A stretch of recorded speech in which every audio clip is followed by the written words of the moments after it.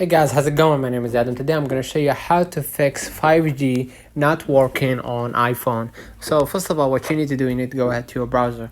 Now, how to fix iPhone 5G not working, make sure that your iPhone supports 5G and check if 5G is supported and upgraded with your carrier, and make sure that your belonging area is covered with 5G. And fourth, check if dual SIM mode is running in iOS 17 or earlier. And then five, or make sure the 5G button is turned on. And the sixth, or the last one, remove then or reinsert SIM card or SIM card.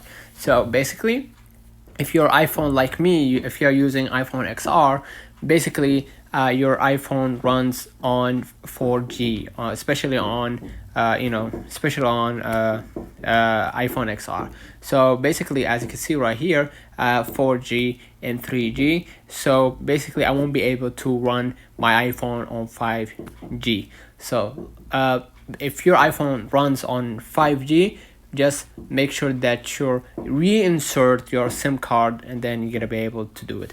Turn on the comment if this video helped you. Don't forget to like and subscribe. Don't forget to follow us on social media. See you in the next one.